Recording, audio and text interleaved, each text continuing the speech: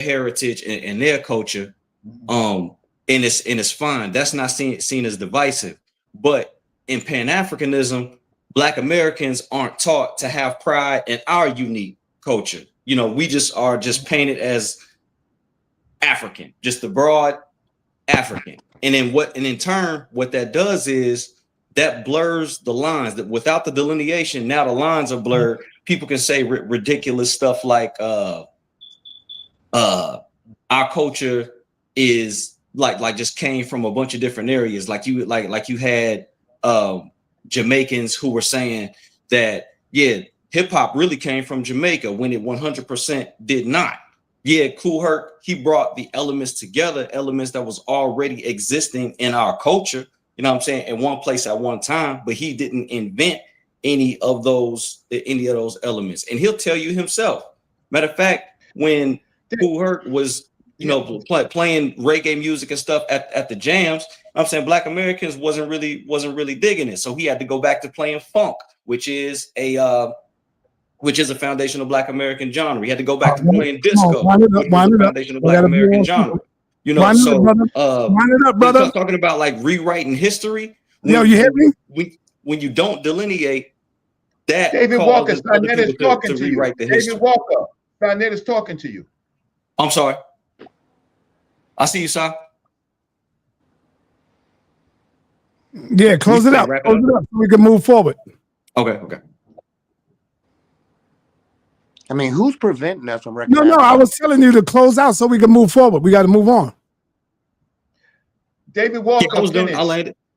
Okay, good. All right, let me bring on baby Chad in the building. Come on, let's go. I ain't gonna be calling no grown ass man baby now. Damn, you caught me off guard with that. Come on, Chad, let's go, Chad. And then they get mad at me for calling them babies. Yeah, come on, Chad, let's go. Man, that's just my name, so I'll tell you. I know, brother, I know. No, I was just gonna say, I definitely think it's a generational divide too. I wonder if people notice that. I feel like younger people are kind of more pro being ethnic, having ethnic pride, and so I'm not a part of the FBA movement, but I do support fighting for reparations for our ethnic group as African Americans. And honestly, so I think a lot of the reason why you see a lot of Black Americans have pushback towards it is because they suffering from white supremacy, because white people have taught us as Black Americans that we don't have a culture, that we ain't important, that all we is a bunch of thugs and all this stuff. And so people start to believe that. So I think that the conversation, and I say this on this channel all the time, so you probably already know what I'm going to say, but there's a difference between race, nationality, and ethnicity. And I think the FBA movement is just trying to pump up having ethnic pride. So, I don't think a lot of African Americans are against Africans or diasporic Africans, because we understand that we all are Black people. We have a shared history. But us as African Americans, we just a unique ethnic group, and that's okay. Just like Jamaicans, just like Haitians, just like Trinidadians, et cetera, et cetera. Last thing I'll say, so I can close it out so other people can talk, is I just think it's strange that like all the stuff that our ancestors went through, that people aren't pro reparations for us. Like, we definitely deserve reparations. I'm from South Georgia.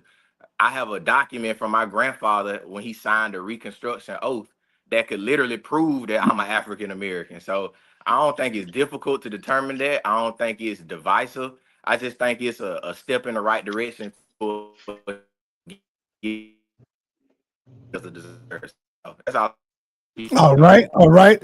I think this is a good thing right here. This is definitely a good thing right here, because I see a lot of young brothers in the building, and that's who we got to hear from. Let's hear from our brother Ngolo. But before Ngolo come on, I want to say that I was about to say I don't believe, but now I'm going to say I know our brother Tariq Nasheed, when he let them words come out of his mouth, FBA, I know he didn't know it was going to be this big. and once it became big like this, it's too late to stop it. Everybody's on board. Everybody's on board with it. And I don't feel that he knew it was going to be this big, man. And that's one of the questions I got to ask him when he come on. So yes, ask everybody to like the video. We've been on for a while. Yeah, I agree. Like the video, fam. Sarnetta's Cash App work, his super chats work. Like the video, thumb up the video. Yeah, like the video, Reggie. Go ahead, Reggie. We see all these ridiculous super chats and all these reductions, and they give no information. All they just do is tell their feelings. Now we're trying to give information, and we're trying to ask the FBAs, right? Come and show yourself, right? This is the opportunity, and this is just what we wanted, because we find out that they're not on code. But to our people, yo, support your brother Sarnetta. Support your brother Sarnetta, because guess what? If anybody is going to do a debate on this FBA stuff and bring people to task, right? It's going to be brother Sarnetta, right? On a neutral platform, right? It's going to be brother Sarnetta, because he has a whole population of people who are Black nationalists and Pan-Africanists, and some FBAs and Hebrews and some Christians, right? And you have your group, right? Help Sarnetta make some. And the link is in the chat, family. I support Red's speech right now. Okay, Angola, let's go, brother. Angola. Hey, what's up, all the brothers, everybody in here?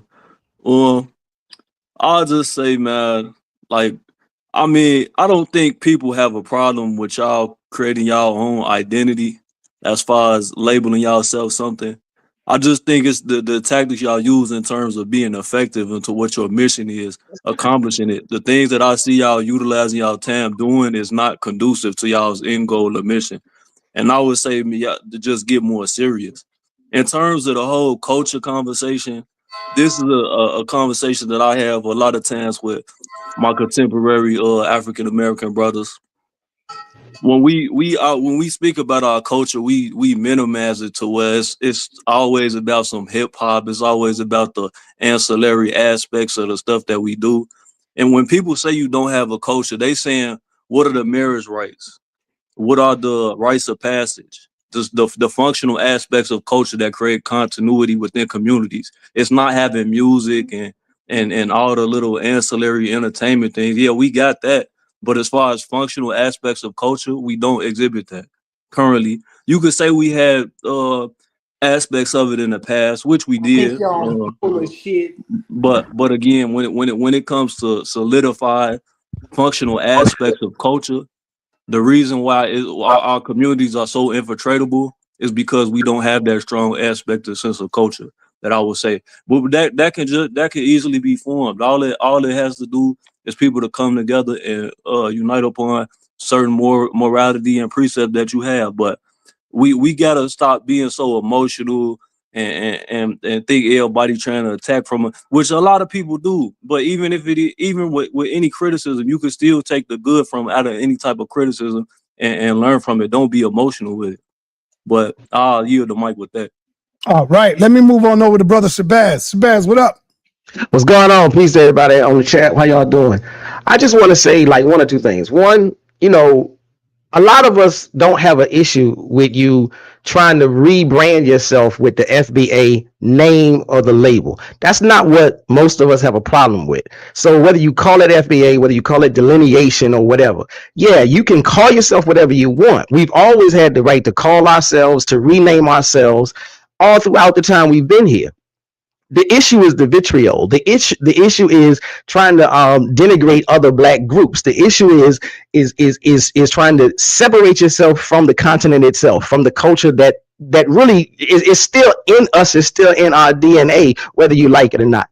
The other thing I want to say is, like, most of the times the FBA argument, the conversation, the discussion, it starts up saying we are here, we're doing this because we want to preserve our resources and we want to get reparations. My only problem with this is you cannot get reparations unless you're working on legislation. Being online all the time, only talking about some nasty immigrant that pissed you off, being online all the time and only talking about the Jamaican that did this or the Nigerian that did that, and you ain't talking about the legislation, you ain't talking about which representatives that you need to lobby and make phone calls and knock on doors and scream and go to their press conferences. You don't do none of that. All you do is say, we're going to get our reparations, and here's how we're going to do it. We're going to talk about the Jamaicans. We're going to talk about the Nigerians. We're going to talk about the Ghanaians. You will never get reparations if all you're doing is pointing fingers. And I don't care how many individuals are behaving in a bad way. There is just as many individuals in the so-called immigrant groups of black people that have negative opinions and views about black Americans as there are black Americans who have negative opinions and views about those black immigrant groups. But those black immigrant groups are still going to do what they need to do to get the bag. We are not doing what we need to do to get the bag. We say we want the bag, and then all we do is yell and create names to talk about people. That's what I want to say. I agree 100% with the brother Shabazz. But I want to ask you, what is that crazy artwork behind you? What is that stuff? That's a pictorial from the walls in Kemet. The walls in Kemet. What you got to do with that, though? What that got to do with us? Yo, look, we are an African people. There is all kinds of research out there that shows that most everything in the civilized world got its start from ancient Egypt, from Kemet. So, there's all kinds of ways to debate it. But at the end of the day, I came up learning about Kemet. I came up learning through Dr. Ben, Dr. Clark, Check onto Diop. So I'm always 10 toes down, starting with Kemet, and it runs all the way to West Africa, and then it came over here with us on the boats when we when the white folks. What is that thing you getting ready to put in his mouth? Look behind you. What is that? That's the Ankh. That's the Ankh. Oh, that's what that is? That's the Ankh. It says, give hey, hold on, Reggie. Brother, why you never come over here, man? This is where you supposed to be, bro. Yo, no, for real. I watch the show a lot. I watch the show all the time.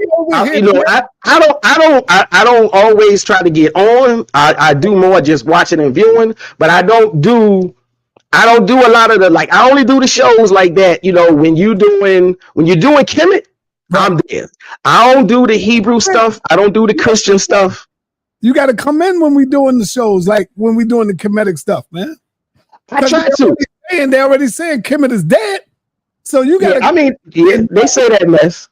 Kemet ain't never dead. If the Kemetic civilization already worked and did its magic for 3,000 years, it ain't gonna never die. Do you know the Metal Netra? I don't know. I can't read specific Metal Netra. No, I haven't gotten that far yet. What it says, Reggie? Come on our show. What it say, Reggie? So the part where he's giving life to the king, right? Booty. At the bottom it says, "Give life like Ra," right? Right. And so let me go. And so on this column right here, all the way to the right, the second column, right? It is this is the king, right? The king does have a Ra. I can't see all of it, but he's saying to his mother, right? So if I see the whole thing, I could put it in context. But the whole point that you're asking me about this is that we have to build skills. Right. We have to build skills. And what I find is people are talking, and like my brother Shabazz is saying, we're not building skills. We're asking all of these claims, but and Golo, see, now I got a team, and Golo could be on my team. Brother La, I don't know where he went. He could be on my team. Kojo could be on my team. And guess what, y'all? David Walker could be on my team. Now, hold on, Reggie. Hold on, Reggie. I got to push back now, man. How can Brother La be on your team when he's talking about Allahu Akbar, brother? Oh, because it's easy. Because he's talking about Allahu Akbar, and he represents those who are trying to take Kemet from you. Because he, who's destroying Kemet? Who's chopping off the noses and stuff, brother? Hey, Sir, he didn't even say my name, Sir. Stop. You know how I would use Brother La? How? I would ask, so Brother Tariq Nasheed, you are delineated, Brother but the name is Tariq Nasheed. Or you on your team. Thank you. It seems like you were something else. Now you're delineating. I know you got an answer for it, good brother. I know you delineating, but you ain't delineate your person, right? So I would use Brother La on Islam and on the Deen, right? And on the African Islam that obviously Tariq Nasheed borrowed that from, right? So there you go, sir. All right, let me bring in Ron Darwin. Darwin. What's up, brother? You muted, brother. Yeah, go ahead. So I've observed and heard what everybody had to say about this Commission and African stuff, and I'm here to post up in the back chat. I don't know if you could see it. It's a source from the 19 annual report of the Bureau of American Ethnology. And within this book, it talks about what Black Americans' culture truly is, and it ain't got nothing to do with African retentions or Kemet, none of that. So what it says on page 233 in chapter 3, it talks about Black Americans' continuity of culture, and it ain't got nothing to do with Abrahamic religions. It ain't got nothing to do with Kemet. It ain't got nothing to do with West African deities. From what James Mooney observed, because he's a cartographer and observing things from a firsthand account, he says maps. he says that Black Americans, and I quote, that we had our own deities over here. We had rabbit deities. We had hero gods. We had our own monsters and things of that nature. That's retentions in the American Indian paradigm that overlaps with each other. We had toad gods. We had frog gods, turtle gods, and all types of stuff. What? Bro, what are you talking about, man? Yeah, and it talks about how we were always practicing these things that's similar within Christianity, such as wade in the water, and that's overlapping into the Cherokee, for example. Priests would scar people's hands or scratch their hands with a tool, like a bone tooth comb or something like that. And Black Americans still practice those retentions within the church. So these are survival mechanisms that You don't know what you're talking about, do you, sir? You don't know what you're talking about. these are survival mechanisms that were always with us. And the book also says that the blood of the Southern Negro is unquestionably Indian. So why would y'all give up your own elders, what they taught you, for this Freemasonic Divine Nine Garveyite stuff that ain't got nothing to do with you? And going back to the slavery days, many of these people that took on this Sankofa and African royalty stuff, they got it from white think tanks that didn't want you here because they were trying to eliminate Black people that already had indigenous ties. Like Paul Cuff. Ask your brother if he's an FBA. Give us one example. Are you an FBA, brother? Are you an FBA? I don't believe in that. I already clowned Tariq Nasheed on his Okay, then get off the panel. Get off the panel. How would I? About what you're talking about. It's all about your pan Google. No. We're not talking about what you're talking about. This is not an Abo channel. But that's the thing. But that's your leader, right? The Indian, right? This is not the Abo channel, bro. He's an Indian, is he not? No. Did we do your genealogy? Hold on, Dr. Reggie. Let's hear a little bit. Hey, nah, stop, for real. He's off code. He's not a real person. And Africanism is on trial because it's not a real person. Time out.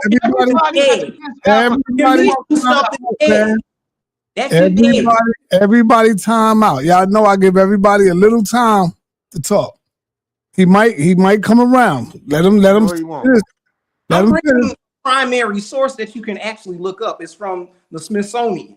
And white people already know they're slaves. They already document us heavily. It's just that y'all didn't read this stuff because at the time, Black folks weren't allowed to read these books. All right, that's enough then. Yeah, that is crazy. That's what you call a personality disorder. That is crazy. Yeah, let me get the Harwin in the building. Harwin gonna straighten all this mess out now. Wait a minute, hey, Sar, can I speak? Yeah, when Harwin is finished. All right. Hey, salute to the panel, man. Peace, Sar. Peace, man. I appreciate you having me on. Hey, I'm not gonna act like I know it all. And I want to see everybody else too, so take me off the big joint. Cause I want to see how people react to it and everything. I'm not gonna act like I know it all. This is a very nuanced conversation. And I would like to say, why can't we do both? In the sense that, yeah, I don't necessarily agree with Tariq Nasheed, but I don't necessarily agree with everything like an Elder Jabari say. But some things I can agree. Like I might not agree with everything that Tariq coming with, but I understand the delineation idea. At the same time, Brother Reggie is correct. He's correct. Delineation can cause separation. So I would like to say, why not do some syncretism? Like when you go back to ancient Kemet, there were more than one tribe there, but they come together as a conglomerate to create a civilization. So why can't we do the same? You know what I mean? Because it's hard to say that I'm from this tribe, I'm from that tribe, and then you got the brothers that will argue the term African, and then if you used to go and argue what our nationality is and use the word African, it can get real sticky because there's no ancient nation called Africa, even though I agree with that we're African though. Colloquially, I agree with that term. I'm not against that. I'm pro-African. Don't get it twisted. But I'm talking about specificity of our nationhood. What will we do? Because the brother Ngolo, I ain't hear everything you said, bro, but I heard some of it. You got to break it down culture. And the main thing about culture is like, what is our language? That's the main thing in culture, or at least top two or three. We can debate that, but whatever. So what will be our language? Because as a culture, FBAs, we don't have a language. We speak in English. Brothers that's in the Dominican Republic and Puerto Rico speaking Spanish. Brothers that's in Brazil, a lot of us is in Brazil. They're speaking Portuguese.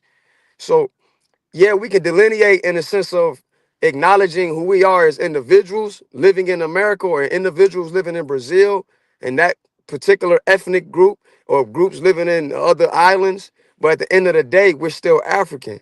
So why can't we do kind of what Donna Kempavita? I'm not sure if y'all ever heard of Donna Kempavita. She was a queen of the Congo or the Bukongo. Let me be specific. And she uses syncretism. She didn't completely give up her ancient African customs. She can kind of marry them with Christianity. Now, I don't agree with Christianity. All I'm saying is us coming together is a lot more important than us. It seems like this is more dissension. And I don't think that's going to help us. That's just my 2 cents on that. Big up, dude. All right, so with that, can I? Okay, this is what I was going to say anyway in the beginning. I was going to say because I looked up DNA and tribe, right? I was just doing a little research on both, and I asked, can the people have the same DNA and be of different tribes? Yes, people can have nearly identical DNA, and but like you could be a Yoruba, this person could be a Dahomey, but y'all could be straight DNA brothers. For So it's sure. just a matter of how you get down, like a blood get down this way, a Crip get down that way. They still brothers at the end of the day. So African Americans get down this way, Jamaicans get down that way. We still brothers, but that's what we got to get as African Americans, how to get down together and become a political power on the political field so that we can make a difference in our house so that we can help another house. Like the great Buddhist teachings say, first take care of self, then immediate family, then community, then the world. We got to look at stuff in order. And as an African American unit, we got to do it as African Americans. We can't clean nobody else and talk about nobody else's house until we clean our own. All right, let me bring on Apostle Saquon in the building. Hey, Apostle, I told you to get rid of that other one you got up on the screen. Unmute yourself, Apostle. Hold on, man. Yo, you got another one on the screen over there. Hit the three dots and just say delete. Hit the three dots on the other one. Okay, And just delete. right here, 3 dots. Yeah, hit the three dots. The window gonna open up. And just say delete that. Edit. They don't say delete. Edit. What did it say? Edit. No, I'm saying the other one over there. Hit the other one. You got two faces on the screen. Yeah, and one of them. Okay, I'm gonna remove it. Hit the three dots. I'm gonna hit the 3 dots. That's and what what pops up? It says edit name or headlines. It say what? Edit name and headline. Edit avatar. Stop mic. Okay. All right. What's your question, brother, or statement? What you got? Yeah. There's no doubt in my mind that we are owed and deserved as descendants of former slaves. We built this country, but I don't think it's never going to happen. They have an affinity for black people in this country. They tolerate us but they don't care about us.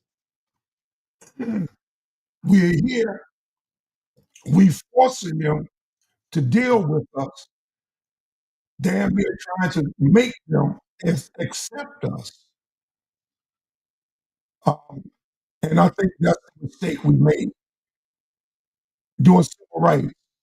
We wanted to be equal with them rather than forcing them to see us as equals, but we don't necessarily have to join them, but we join them. And therefore, we have to accept the conditions that we under. Instead of bettering ourselves, we allow coons in our neighborhood to set us up for a fall. That's my feeling, and that's how I feel. All due respect.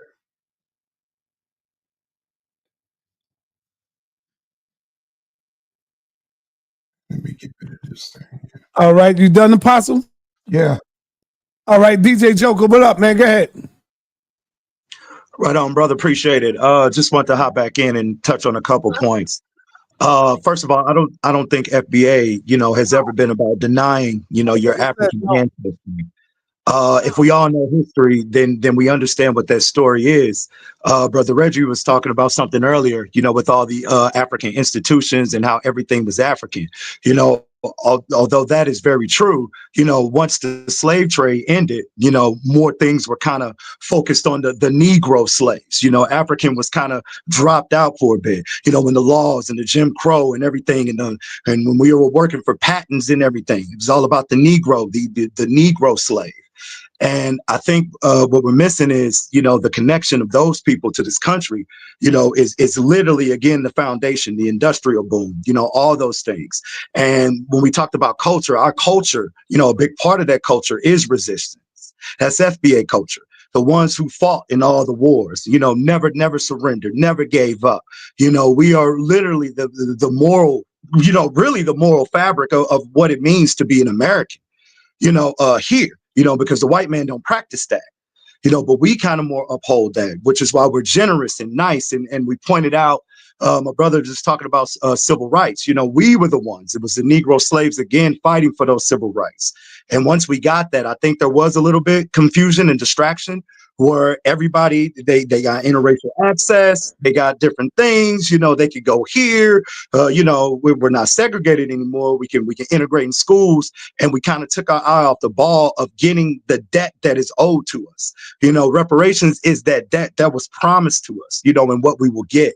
And so they weren't talking about anybody specifically but us. So I think that we're missing that point. And to hop on, this word tether, a perfect example, because it's been a little bit confusing about that, is a Kamala Harris, the cosplayer, who is not born from this soil, who says she's black, all these identity things, and then they get in power and don't do anything for you. Or the tether at work, or the collaborator with white supremacy. That is the cosplayer.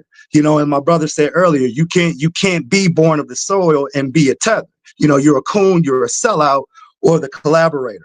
So I think that those are things that became kind of like an on code word for FBA. Hey, that's a tether.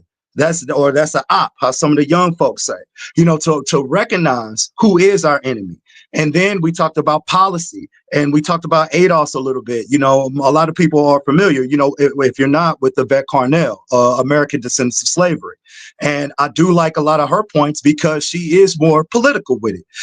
They are working on policy. They are doing things, within the government branches and try to pull it forward. Now, I don't agree with some of the silly stuff a brother was saying about how certain people speaking and hopping on and making the movement look silly.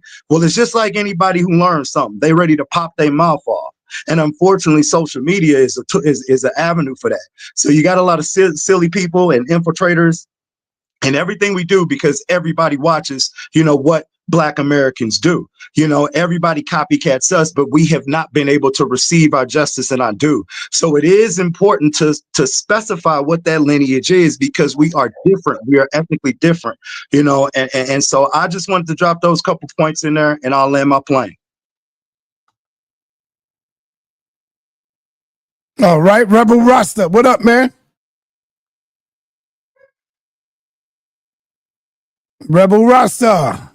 For life, you know. Yeah, bless Yeah. up to everyone on the panel. Bless up to everyone listening. And I'm sorry, I get a bridging from Ghana to give you a masterpiece. So when I come off the line, I'm going to send it to you in a track. Bless up the host of consciousness, you know what I'm saying? Straight from Africa. Yeah. On a whimsical level again, don't you think that the Holy Ghost have an influence on your brethren, apostle? Because with that dark shades, when I see with that dark shades, I could only think about the Holy Ghost, and it was kind of funny to me personally, you know. So blessings to the apostle, same way. But the guy on the FBA panel, are you guys? Because I heard the guy with the Kemet background said something. He kind of jumped the line. So I would like anybody on the FBA panel would be like, hey, can you guys go through some legislative actions you guys taking, and which court are you addressing? Community court, world court? What court are you addressing with this matter?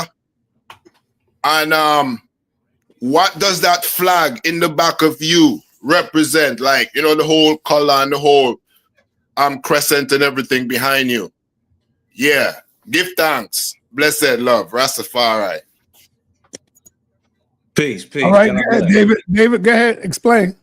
So, big step happened in California. There's a bill that has that addresses the delineation, the importance of foundational Black Americans being identified specifically in an ethnic way, and not just under the broad description of African American. Right? If I'm not mistaken, is SB 115 and also an adjacent one, SB 118. Now you can look that up, but don't quote me. I'm in touch with some brothers and sisters out in California who were because they got a strong reparations task force out there, like real strong grassroots reparations task force out there. So that delineation bill is a prerequisite for the specification of a reparations and how they be allocated. As far as the flag behind me, this is the Black American Heritage Flag. It was created in 1967 by Melvin Charles and Gleason T. Jackson in New Jersey. Why is the name of the city? I know the city, but the city is slipping my mind for some reason. But anyway, it was in New Jersey. Newark, New Jersey. That's where it was. Newark, New Jersey.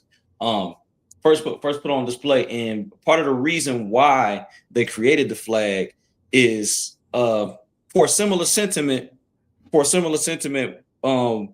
People are delineating with regards to the RBG flag is specification, right? Because okay, the red, black, and green represents all Black people on the planet, and that's dope. It's no problem with a flag like that existing, but the problem is though, behind that flag, everybody else got their own flag except Black Americans. You know what I'm saying? So this is this was part of.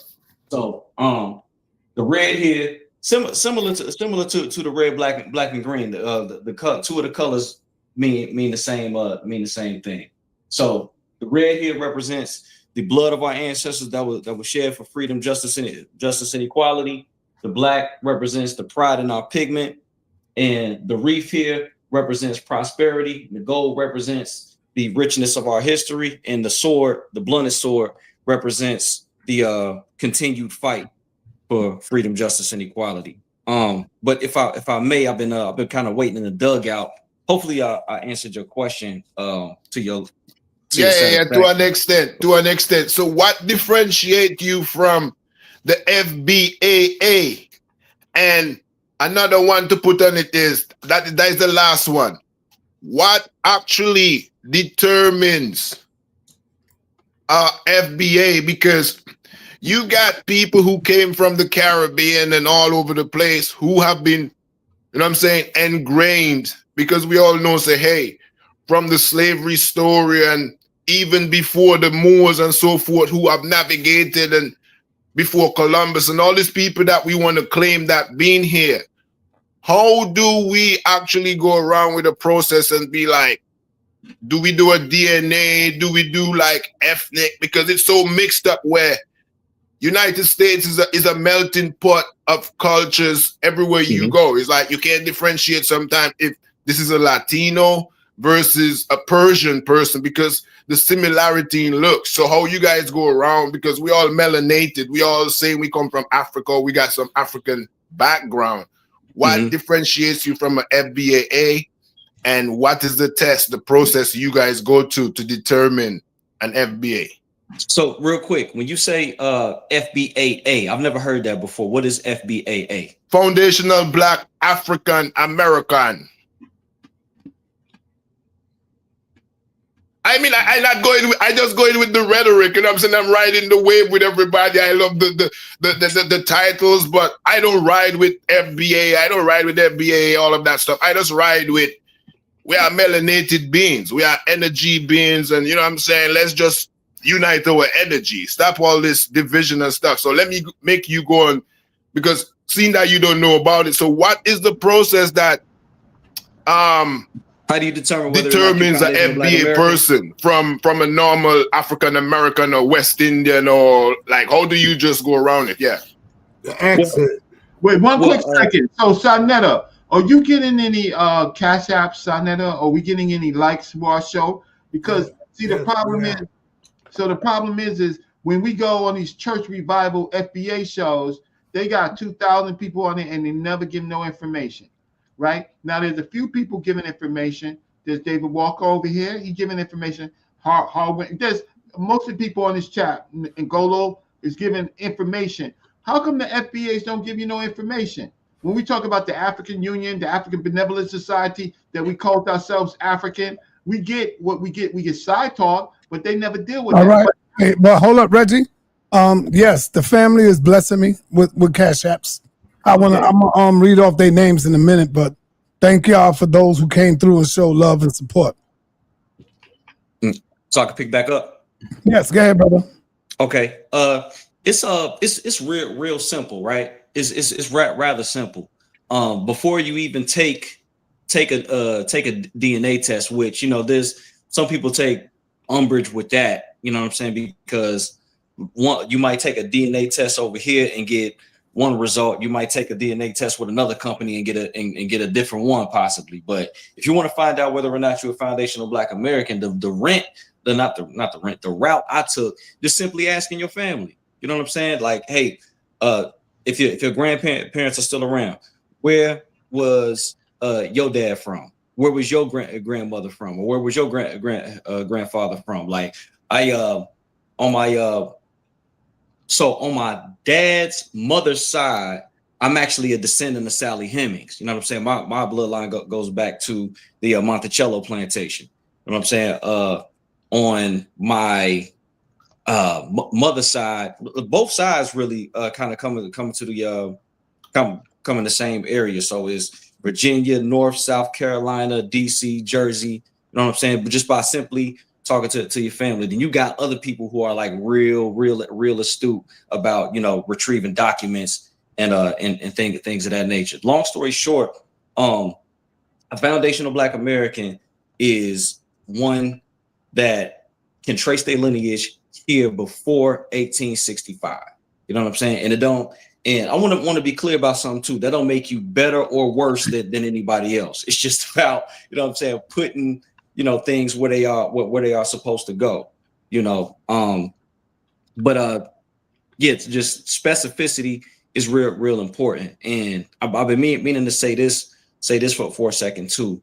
I wanted to respond to the what was said with regards to the zealous members of the delineation movement. And when I say the zealous members, I'm talking about, you know, those of us who, you know, will engage in the and the roasting, if you will. You know what I'm saying? Talking about somebody's homeland or appearance or things like that. You know what I'm saying? Pulling receipts on their coach and stuff like that. You know what I'm saying? You got people who are in the delineation movement who are real zealous. And unfortunately, some people catch strays. You know what I'm saying? Like, now, even though I don't engage in that, even though I don't engage in it, I don't stop it and I can't stop it. And the reason being is because it's almost like knowing somebody that has been putting up with BS from somebody for a long time, and you know this person they don't bother nobody, but they've been letting it fester for a minute, and then it finally comes to a head, and that person is going off. You know what I'm saying? Like,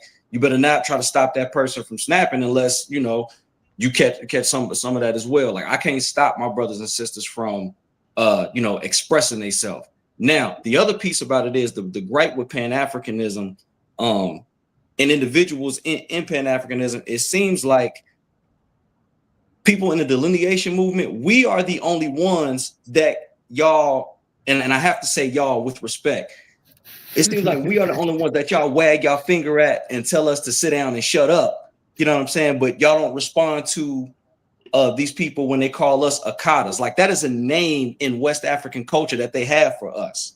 You know what I'm saying? Like, people have these names for us in their culture. We don't have derogatory ethnic slurs for Africans in our Yes, culture. we do. It's called African booty scratcher. Yes, We call each other African booty scratcher. No. We say Okay, worse but that stuff still to each other. applies, though, bro. That's true. That's like, roasting is a part of our culture. We had to roast So each they other roasting us too. so we could deal with negative comments from racist white America. But see, if you're not from the culture, you ain't cut like that. You don't understand it. It's All right, But all right. that Hold on, don't make it hold on, like that's not hold on, hold on. constructive.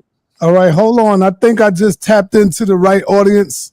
I got to get away from the raggedy people that just want to come and watch and don't want to support. I see this FBA, they come through and they support. Cash App, they support right here in the live chat. And I think I'm gonna have to move on over to the FBA. yeah, I gotta go over here to the FBA side. Y'all niggas over here don't You know be what I'm saying? getting love. Come on, man. I got way more love Come on, man. from the FBA crew for real. I gotta start promoting them and showing love over here, man. For real. I get more love That's from what we the do. We FBA. show love. You show us I love, get we show more you love love. from That's what we the asking FBA for. crew. I got more love from the FBA crew than I had over here for all these years, man, in one goddamn day. Word, real talk. Real talk. And I've been up here for a long time just giving free information. And here's a brother right here. So, God damn it, I got to get on the clout chasing bandwagon today, boy. Y'all Negroes is bullshit. This is a business. And they coming through. So I want to say, the brother said, hello, sir. When are you going to have Tyreek on? Tyreek got me on hold. I spoke to the brother. He got me on hold right now. And as soon as he called me, we getting it in. I spoke to him yesterday. And right now, he got a lot of things going on. So hopefully by next week or by this weekend, I don't know. I'm gonna keep on hitting him up by this weekend. Tyreek is our brother. We just have some. Come on, man. When Tyreek come to New York, who do we call, Reggie? Tariq Nasheed, he our brother. Who do he call when he come to New York, Reggie? We call Tariq. He called Sarnetta. He called Sarnetta. Yo, I'm in town, brother. And I'm like, brother, where you at? I'm coming there. I'll be there. So shout out to Tariq Nasheed, man. Goddamn. I didn't interview brother Tariq. I don't have no problem. We can discuss things as men. The problem is, y'all don't like me to say the cubs or the babies. The problem is that the problem is y'all don't know what brothership is. Now, whatever conflict Professor Small has, he's older. He's an elder. So sometimes young people have to listen to him. Don't have to disagree. But what y'all did was y'all did psych ops. Y'all went into a video, pulled some stuff up there, and said FBA. Brother Small say FBA is FBA CIA. Y'all did that. So now the whole world is going to be questioning that. Y'all were off code by doing that, right? So I just want to push back on Brother David Walker. Brother David Walker, I told you that that the elder David Walker said that we are sons of Africa. One of the conversations that you just said is that you went into some YouTube video about some stray African calling us names. I ain't say that, but good. Yeah, calling us. Hey, Reggie. As soon as Tariq tell me that I'm FBA, it's over, man. We promoting FBA, brother. That's like, remember, Reggie, and I'm gonna keep it a buck. It's not about the money, for real. It's not about the money, because remember, it's not about the donations. No, it ain't about the donations. Hold on, Reggie. Remember, y'all was banging hard on the goddamn Indians, and y'all was going ham on them, including me, until I learned and found out that goddamn, my grandfather was a Washington, and I learned that because of my mother, moving on to the ancestors. Hold up, Reggie. And ever since that day, I've been promoting the Washitans, the Indians, and so you can never say that to me. You know why? You a Washita? Yes. And you know why you can't? And guess what? They always say, show your DNA. And I got my DNA, and it tells you a Native American. It says it right there on my DNA. Brother Reggie, that's why on your end, you can't completely push back on that, because Tariq Nasheed be on that indigenous American aspect too. Yeah, well, I'm going to deal with Sanetta. So once I seen that, and I was like, wow, on my DNA, Sanetta, you run Aboriginal American. Reggie, you can't tell me. You can't tell me that I don't have Indian in my family no more, brother. Family, y'all, Sanetta just says, listen, if y'all want the FBA movement to succeed, listen, give Sanetta more cash apps. No, sir. No, I'm keeping it buck. I'm keeping it 100. Yeah, that too. David Walker, can you hear me? Can you hear me, David? Give him a couple $100. All right. So, David, I wanted to ask you. Oh, they still talking. No, hey, yo, Reggie. Once I found out that I'm FBA, it's on and popping, man. We're gonna move this movement, brother. We blowing this movement up. Okay. Hey, hold on, Rakufa. All right, now check this out, yo. I was trying to look for it, but I couldn't find it. Have anybody seen? Just because there's no leadership amongst y'all that y'all think, other people steps up and become leaders. You know what I'm saying? Like me. If y'all would have did this in my younger days, I probably would have stepped up and made a movement out of the FBA and been the leader. There is leaders out there that runs their organizations on FBA. Go look it up. Find them. I was trying to look for it to show y'all the video. Guess what? They wear all black with red stripes. And they wear all black with red stripes, pants, bottom, and all of that. And there's one dude in the front like this with his hand up saying FBA. Representing FBA. Showing you that just because y'all may not be a leader, probably around his community, he's organized. Well, he organizes people. Trust me. Now that I said that, y'all might see it. Did anybody see that video? Did anybody see that video? I ain't seen that. That's something to look into, though. Sanetta, there's gonna be a power grab. Like, you got ISUPK. Yeah. That they're the only real Hebrew Israelites. You're gonna have a group called the FBA Practical Knowledge. They're the only real FBA. So, but what I'm waiting, you're gonna have a group called the real ISUPK soon. Right. So now we're gonna have the real FBA, because a lot of people that's on this chat, they not real FBAs. They all over the place, right? They not on code. So we're looking forward to the people that are on code. Right. Notice, I don't allow y'all to bang on the Indians no more, brother. But you just, you just kick one off. Hey, Sanetta, this for you. So listen, I don't have a problem with Sanetta. Y'all should support Sanetta because he was the beginner of all of these debates. But we want to debate. I just don't see anybody here that got points that they didn't already impeach themselves. So I want to deal with reparations. I want to deal with Brother Lassett on code and reparations. I want to deal with reparations because you just can't keep running around talking about reparations and don't know how to get reparations or have a plan. They gotta have structure. Right. Y'all can Okay, talk. so yeah. Well, I'm not finished talking. No, I know. I heard Suntan talking. Go ahead. Yeah, I'm gonna land my plan. So the fact of the matter is, Sarnetta, you already got Sarnetta. Listen, wait, watch this. Sarnetta is very fickle. If y'all don't give him no more $50, $20, he's gonna go back to Kemet and the Hebrews. So if y'all want Sarnetta, and Sarnetta needs some money because he might have to give Brother Tariq Nasheed some money, right? Because then everything's on the line. But he's our brother. I just disagree with him. But he wasn't the person. Nah, Reggie, I can't let you get away with that. What? I gotta keep it a buck. Tariq Nasheed never charged me. Never. Okay. He never charged me. I never said, but you always offer somebody when they come into your house, you buy right. But Tariq never charged me though. So right? You never take Tariq to dinner. I got what you're saying. I got what you're saying. Yeah, but you can't take dinner. I think Tariq, but what about the bullshit though? That's the problem. We worrying about money and shit. He full of shit. Hold up. I was about to make a. I didn't get to talk. We're gonna go into other. Right.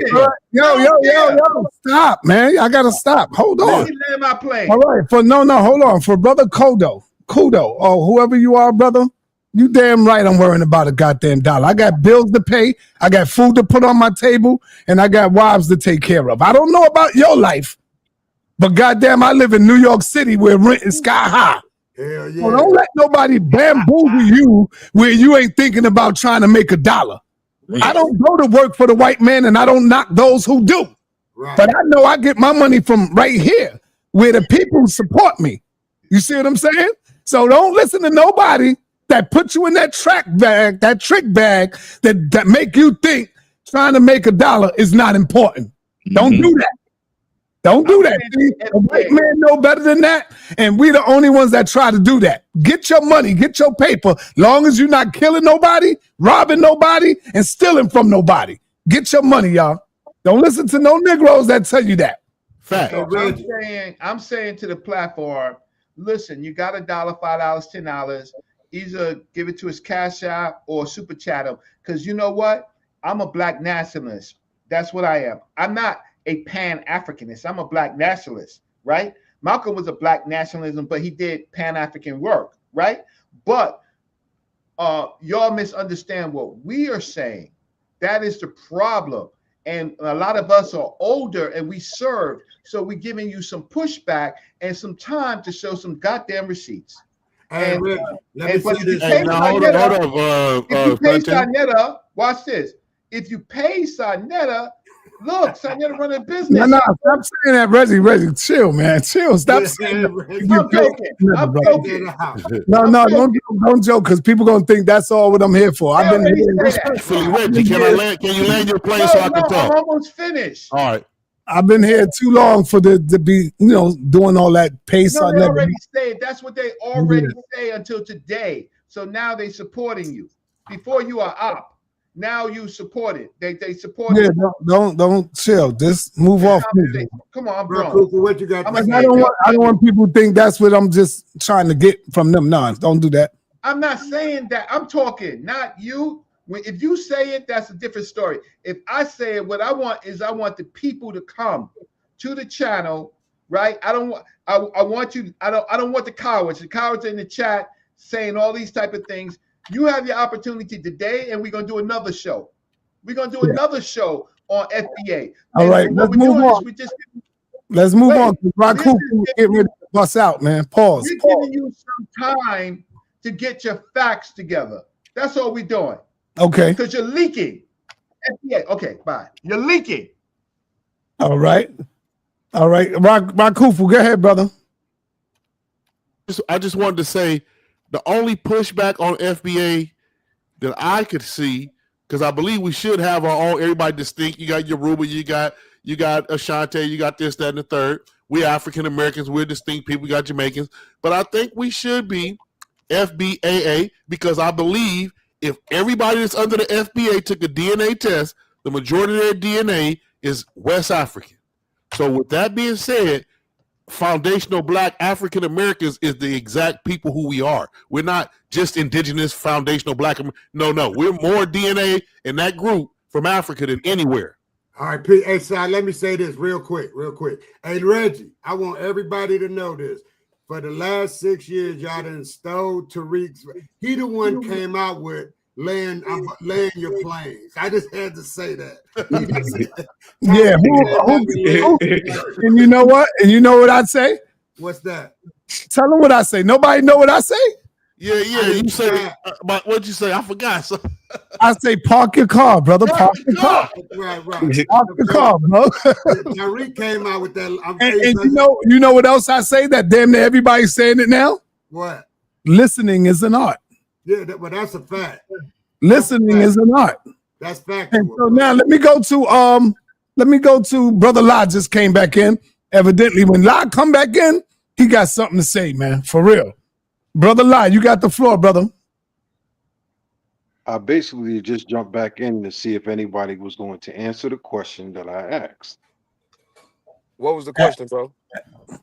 Nobody wants to answer anything. I wasn't here for the question. Can I hear it?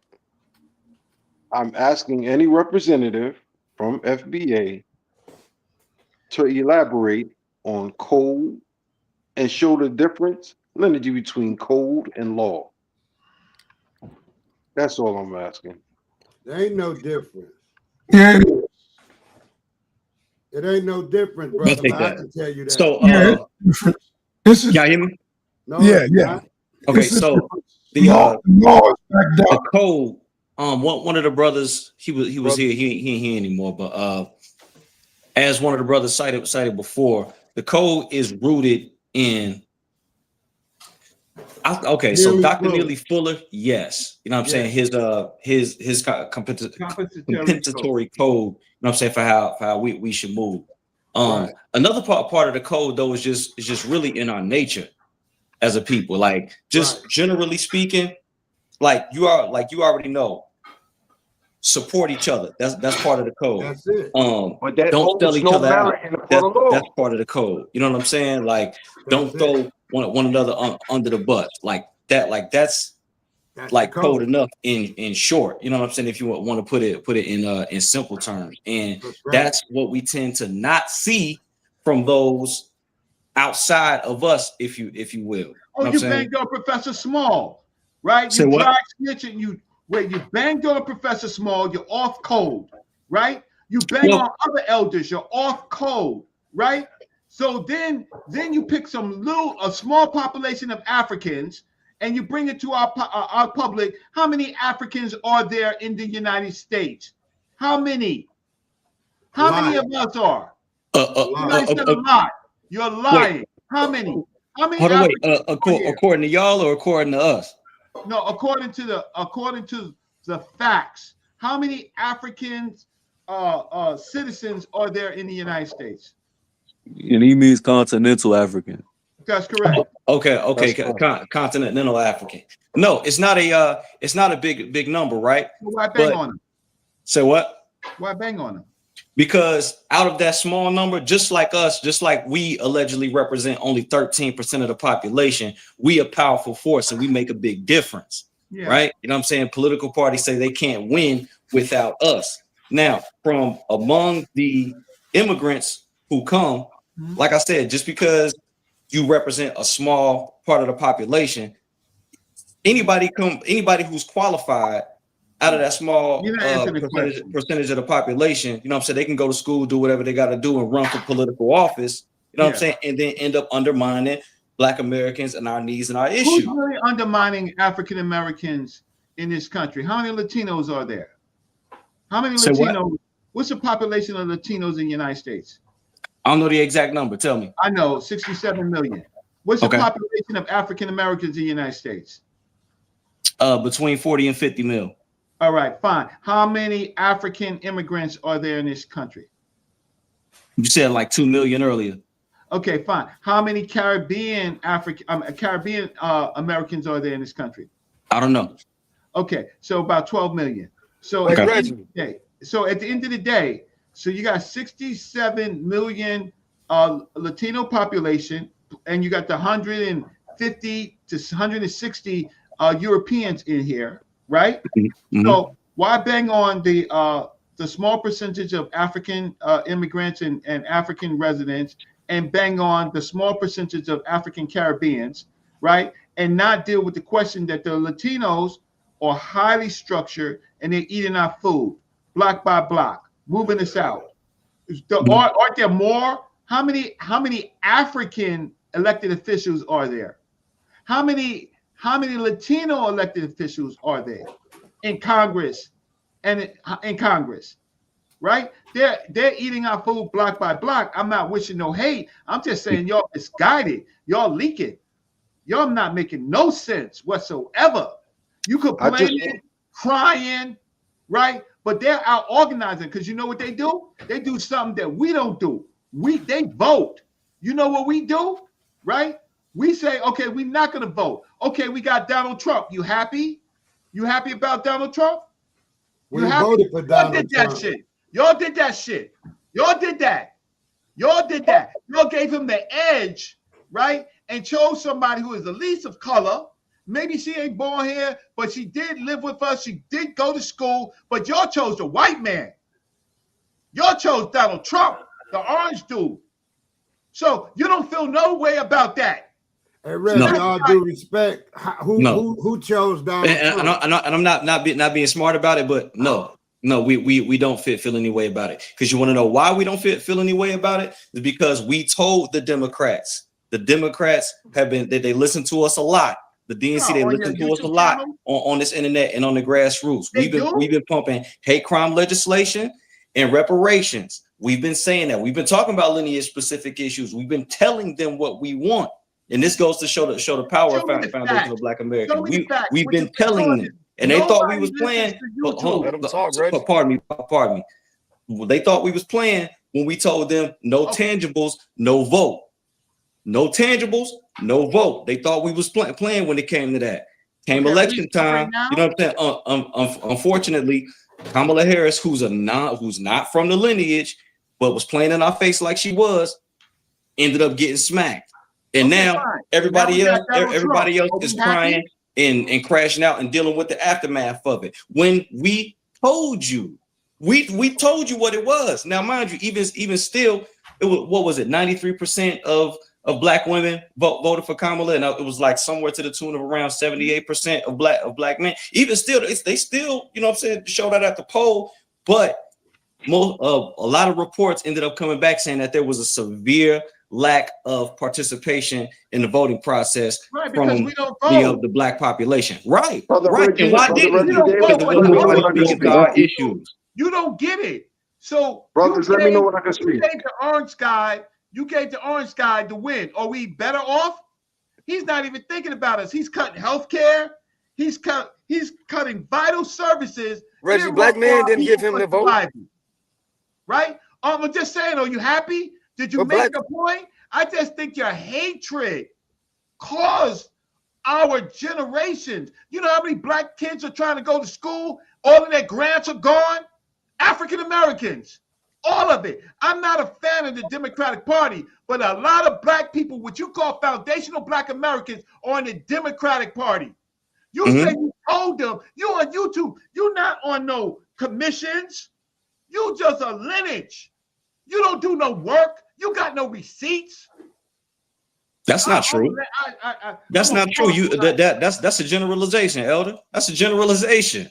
No, it's not. That's an extreme generalization. If I was able to, if I were to sit up here and say, you Black nationalists, you Pan-Africanists ain't outside doing nothing, and I base that on the ones that are only on the internet talking about it, you know that's disingenuous. So likewise, there's foundational Black Americans like myself. I mentor youth. I educate the youth to teach them leadership development. You know what I'm saying? And good citizenship and economic awareness. I'm an advocate for juvenile offenders. All right, I do this. I'm a drug abuse prevention specialist trying to get these vapes out of the kids' hands. You understand? So you're not talking to one of them with respect. But I just get upset when people say we're not doing nothing. No, we outside, just don't focus on the ones that's on the internet. Like you, black men ain't vote them in, Reggie. We disrespecting our women, right? There's a lot of things that we can do as black men, right? And we ain't doing it. Right? Kind of going off on a tangent now. You ignore all of that. You We can't kind of we even kind got of a going in a plan different with direction David now. Walker. David Walker, you ain't got a plan. Just let me know Who when I you can talk? speak. Okay, so like you got Nuri Muhammad there. I spoke with Nuri Muhammad, right? I speak with black leaders, right? I'm not talking about you so much, David Walker, but when you don't got a plan, you plan to fail. Show me your plan. Don't talk. Show me your goddamn plan. Just let me know when I can speak. Talk You my muted, plan. Saw. You muted, sir. Everybody calm down. Let me let Brother La say. I got to bring in La when I see everybody going off. Because La going to bring it back to the, the peaceful state. Let me bring Brother La up in here, man. I just wanted to compound more so on what the brother was saying about culture, things of that nature. But what I want to say to you, gentlemen, is this: morale does not hold any merit in the court of law. So once again, speaking in regards to code, please tell me something that's going to compound more so on reparations financially towards black people. Brother Law, can I'll I wait. talk with you? Please, brother. Nah. Finish what you were saying, brother. Come on, don't cut him off, man. Because I when you thought he was do that, done. My bad. My oh, bad. I didn't know that was you, Harwin. When you do that, people forget what they was going to say. But let Oh, them. my fault, bro. I thought you was done. I didn't want you to go away. Oh, No, I'm not going anywhere at all. You say codes, you say law. I'm looking, I'm still waiting for case number so I can check on case laws, things of that nature. Okay, it sound like we conflating here. So you were talking about like literal like court of law and stuff. When we talking about code, we talking about the code amongst ourselves, our code of conduct, if you will. We weren't talking about legislation and things like that. So maybe that's why that's why the answer didn't land. But I understand now though. But I'll be honest with you. This particular FBA, I'm not that astute in that department. Perhaps there's another one who could answer that, but I ain't about to sit up here in front like that's my lane. all right. Let me move on Brother, over to go ahead, Harwin. Brother Law, let's me and you have a little discussion. Because when they talk about culture, I always use the example of Jews because I don't understand how the FBA's how you going to get reparations without law. If you feel what I'm saying, Brother Law. Indeed. So if y'all goal is to get reparations, which it should be, and I'm with you on that. But again, according to the Geneva Convention, we all have a right to self-determination, self-autonomy, self-identity in your culture. So your culture got a lot to do with that when it comes to international law. Correct me if I'm wrong, Brother Law. I'm not speaking about morale, because I'm that's what not the either. conversation is going towards. No, I'm not. I'm trying to talk about international law when you get reparations for crimes against humanity. Indeed, brother. Okay, But of once course. again, that's something that's presented in front of the UN. Right, Okay. right. I'm with you, So brother. when I'm you, with you. oh yeah, we can go back and forth. You ain't cutting me off because I want to talk with you. Because I think we on the same page. I may not know the law as good as you, but I know a lot about the Geneva Convention. When it comes to us as a people, we can't just come there as FBAs, bro, because that's not a term found in history. That's not a term connected to no land. And to N'Golo's point and my point earlier, bro, culture, we're using the word culture too frivolously. Too frivolously, because your culture connects you to your land, thus connects you to birthrights. That go back to law. Your culture is the language you speak, your marriage rights. Yeah, your code can deal with that, your religion, etc., etc. But you have to tie that in. So I use the Jews as an example. The Jews, even though we all disagree that they so-called Jews, they have a whole country, bro, based upon a biblical narrative, Mhm. saying that these people, their language was reconstructed. Go ahead, Law. I concur with everything you have said, brother. Their I language was concur with everything. reconstructed. Their so-called Hebrew, by, if I'm not mistaken, Elijah ben Yahuda. Their culture was reconstructed. They practiced the culture. So us as FBAs, I agree, we have to have delineation between ourselves. I'm saying that, yo, we are different in this case, that in the last 400, 500, 600 years, whatever year you want to use, there is some difference. But if we're going to go and get reparations, bro, it's bigger than just us in America, because how do you delineate between a Latino that is an FBA that have parents that are actually African that were transported from the Caribbean islands to America during slavery? How's that possible? How do you delineate? It's impossible. So again, Harwin, what I would say is there's reparations on different front. We have lost federal reparations, Congress and Senate, which HR 40. They're not going to do anything about it. We lost a major case, the Pellman Farmer case, where Judge Posner said a harm to your ancestors is not a harm to you. And there's 2 other cases that cite that case. So we can't bring that into federal court. What we do have is local reparations. We have enough issues of damages, right, that we don't even have to go back to the slave trade. But the way we have to do it is to identify harm to us in the last 50 years, right? So and so there's a causal, there's a casual, how can I say, burden that we have to meet.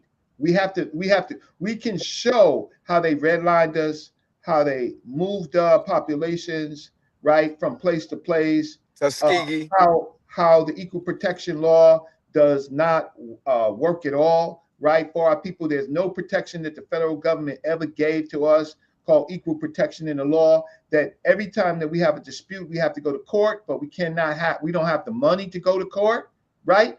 So there's enough right now for the last 50 years that deals with you, right? The drugs, we got receipts on how the United States pushed drugs and guns in our community. We don't have to go back to our ancestors, right? And so the problem is that Harwin, to you, is that we need thinkers. We need writers. We need people that know law. We don't need people with social media putting up little chats and thinking that they're smart, right? And David Walker, listen, I think that you're a really bright dude, right? I do think that you're a really bright dude. But when you lay the facts, and then when we come to and we say, what do you know about law? But FBA is pushing reparations, and you're an FBA and you don't know too much about reparations, then we have to ask not you, because I think that you're bright. I have to ask a lot of the other, not Harwin, right? Not Harwin. I have to ask a lot of the rest of you, what is your plan for reparations? That's what law is saying. Reparations and code. You want to be on code, right? That's some street stuff and stuff that you borrowed from Neely Fuller, but you're using the street version. You're not using what our brother Neely Fuller said. What you're doing is you've been hijacking African American culture, right, from the people who built African American culture, but then you are outside of the process. You gave us Trump just because the woman, but look how many other people that we get besides her, right? You don't count all of the Latinos. You don't count Manjani or whatever his name is in New York City. He destroyed FBAs in New York City, right? By watch this, an immigrant population. They all voted for us, and we sat on our hands. Now we're locked out of the process. So Reggie, you saying that? Yo, hold on, brother. Hold on. I want everybody to pay close attention. I had to go into my archive now. This video that I'm about to play is like maybe 12, 15 years ago. I want y'all to listen to these words real good. In Africa, you got the African Day Parade. You don't see the Africans. You got the I'm interviewing Professor James Moss. The festival that be going on in Brooklyn, the band festival, the African festivals. Where's the Africans at? When we doing our rallies and our marches, where's the Africans at on your side? Talk to us really about that, man. See, let me tell you something. We think slavery in America was something. Slavery in Africa is still in force. You talking about deaf, blind, and dumb. Don't confuse you because somebody got on some printed cloth that's printed in Holland or India that you're looking at an African cultural expression. That's not an African cultural expression. That cloth was printed in a European country and then sold to Africans, and they've accepted that as their cloth. You understand what I'm saying? Just that piece. Now, they do speak the language, but they know less about their history than you and I do. So you've got a deaf, blind, dumb, backwards person speaking an African language, coming from the African country, came here to be a parasite on their own people with no respect for themselves as human beings. And then because they speak a language, try to make you play you off like they got something culturally that you don't have. The most culturally enforced African in the world is the African American. Most of the movements that have changed the world, that allow all ethnic nations to profit, has been our movement. And so we get peed on and played down because these people are so punked out and scared of the white man that they feel because they're scared of the white man, they got to be against us. Are they our people, brother, or are we our own people now? No, we got to understand two things. We have a race and then we have an ethnic place. Ethnically, we African Americans. Just like a guy from Africa, he can say he's African, but there's no country called African. He's either Nigerian, Ghanaian, Malian, or something. That's his ethnic nation. Racially, we are together, but economically, we may well be enemies. And we have to be clear on that. That our economic enemy is just that. And if you deal with your economic enemy like it's your friend, you're going to be the loser at the end of the day. Now, we raised the question of Pan-Africanism in this hemisphere. You know, we had the brothers from Trinidad, and then you had W.B. Du Bois, and we created this phenomena. But Africa has never created a Pan-African movement. You understand? Africa has never really supported a Pan-African movement. We had a couple of people in Nkrumah and Julius Nyerere and Mugabe, but most of Africa never gave a damn about a Pan-Africanism because they're still bogged down in the colonial slavery of European Judeo-Christian indoctrination, which is worse than anything that we've suffered. Worse than anything that we've suffered. The illusion of the clothes and the language make us think we're dealing with somebody that has some African purity culturally and spiritually. You're dealing with a confused, backwards Christian that love Europe more than they love their own ancestors. They would not even use an African word for God. You know, in Ghana, if you talk about being a traditional African, you might get beat down in the street. You understand? You're ostracized on the radio. Movies are made to show African culture as being the devil, while Christian culture is coming in as the savior. This is TV shows and on TV in Nigeria and Ghana every day. God damn, what do y'all say? Who want to explain? What y'all say about that? I mean, that's Anybody? I don't hear a contradiction. Yeah, I know I'm best. Hold on, and Ngolo had his hand up first. Go ahead, brother. See, that what everything Professor Small said was facts, and people don't realize that the conversation be nuanced. Like when you go on the continent, bro, it's not nobody saying when y'all be talking about this quote unquote Pan-Africanism. Nobody's saying that there's no utopia or has ever been no utopia on the African continent. They currently right now, contemporary times, they not practicing their culture like that. They really trying to be European. So, but when it comes down to these conversations, it's like people just throw out any nuance in terms of they coming over here disparaging quote unquote Black Americans. I mean, you got to look at the mindset of the person that gets to come over here with a visa. They look down on their own village people. They look down like it's always going to be a stratification, a social stratification. We can't get caught up in the emotional. They call me this name, they call me that name, bro. You got to think strategically and politically, and that's what when y'all do use the uncode and y'all quote Neely Fuller, y'all do not comport yourselves in a manner in which Neely Fuller espoused. He is strategic, he is tactical. The conversations y'all have, he says that they're a waste of time, verbatim. He says that 95% of the conversation that Black people have in America is about nonsense. And anytime you got a group of Black people coming together and conversing about something, 9 times out of 10 it's finna be about some nonsense. So like y'all, I mean, I ain't gonna say y'all, we gotta like actually implement the stuff that we quote unquote reading. It's not about coming on here and intellectually, I don't want to say that word. It's just intellectually just espousing, just to be espousing. Like if it's not functional, then what is the point? And when it comes to like culture, my aspect of culture, what I was saying earlier in regards to culture, it's like, bro, All right, so y'all bring up the hip hop, y'all bring up the dances, y'all bring up they trying to copy us. What I'm saying, compare that to the other people that are thriving within this country, within this nation, within this creation. They are utilizing culture in a functional manner. It's not about the ancillary uh things about culture. They're using culture in a functional manner to constructively gain power, gain economics, and gain standing within a specific country. It's not about all the stuff that we focus on, the little petty little dumb stuff, bro. If it's not a Yeah, functional aspect of culture, let it go. yeah. Like you brought up the term of joning. Like with the joning, that's nothing constructive that comes out of that stuff. Seeing somebody you so black, that's a part of our culture. That's slave culture. There's nothing positive that's gonna come from that. Its Like origin Anti-culture. was positive. you said, what? Its I said, origin was positive because it was a survival It, mechanism. but it it's not but it's Man, functional not culture. today. That's what I'm it's saying. The same with childish. hip How is hop. it The not same with culture? no, it's not functional and positive and constructive to our growth as a people, bro. And a lot of the stuff that we cling on to is not.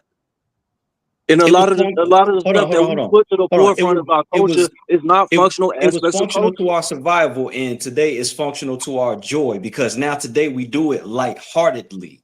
Man, We no, do it that. ain't, That bro. brings us Not joy. When against somebody Bro, nothing. that they had a stuff is whole show. that Hold stuff on, hold on. is They had it's a self whole made, show bro. on MTV where they took our culture and it was called Yo Mama, and they was capping back and forth, but it was all fun and joy. But Bro, for the that's Bro, most that's that can be brother, an the different most than part, aspect of calling culture, and but saying that's people not don't take actual baths. yeah, culture, that's bro. not That's That's part different of the from culture. disparaging an entire That's No, part there's of the nothing culture. constructive You don't take there's nothing one thing from constructive a that culture comes and out say of that. that's the culture. Brother, It's part of it. brother, but sign it bro, up. telling somebody to go back I to wanted to Africa is repeating respond. white supremacist talking points. I I can't wanted hear to anybody. I Yeah, your said your mic is mic, low, bro. bro. telling somebody to go back to Africa is repeating white supremacist talking points. okay. When we say that to other Let black me people, bring on that's a Richie. white Go ahead. supremacist talking point. I mean, Okay. why can't? I mean, I get it. We should have solidarity amongst ourselves. We have a lot to be proud of, yada, yada, yada.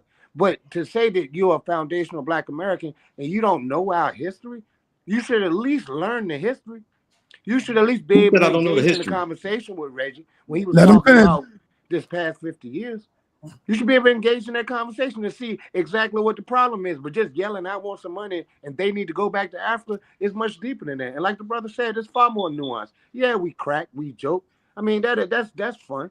But that ain't what we do when we attack other black people. That's not what we do. And the minute someone disagrees, and this is what I would say, even about like the top tier people in your well, you don't like to say it's an organization. I don't know what else it is, but even in that organization, even amongst those people, it's always as soon as I disagree, I'm a tether. You know, maybe I have a different opinion. Maybe I think something differently. I recognize it. I like the ADOS. I didn't like the chick, but I like what it means because we are American descendants of slavery, and that's something we need to face, and that's something that we're running away from when we call ourselves Indians. Despite the fact some of us have Indian ancestry, me included, my grandmother's Chickahominy Indian, no big deal. But that doesn't change shit about me being a nigga. Ain't no police ever said, hey, wait a minute, he might be an Indian. That's never happened. That's never happened, ever. And I don't expect it to. So no, we need to. If there's going to be some grassroots shit, it need to be about a lot more than making fun of other people. It needs to be about a lot. Let's learn our history. Where are we from in the United States? What about our history do we know here? Should every black American have roots at? If we came from a place to a place, we don't even have to talk about Africa. Where are we from here? Because you're not from Mississippi. You're not from Detroit. You're not from New York. You're not. And if we're going to be a part of the foundation, at least we should be able to explain what that foundation is. But that's not what I see. All I see is a bunch of gusto and feel good rhetoric. And we should feel good. Ain't nothing wrong with it. But we need to be adults about it. Let the children be cheerleaders. You're an adult. We need to be adults about it, brother. It's just that simple. You can't just, oh, well, they make jokes. They make jokes about us. It's 53 million of us. 53 million and 2 million. I don't give a shit about them calling me a damn Makata. To hell with them if they got some shit to say about us. It's about us. I feel it. But we got to recognize that we're part of a global community. So we can't shit on the guy on our home. Actually, your grandmother, no, take your ass to the library. Something many of our grandmothers couldn't do. Your grandmother, Take your ass to the library.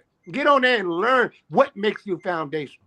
What is it that makes you part of this country? Where are your people from? Where are the black people in this country from? Where are we from? What do we all have in common? And we do have a language. We do. We absolutely do. African American English is a language. It's not No, just bro. AAVE anymore. Yo, It is a chill.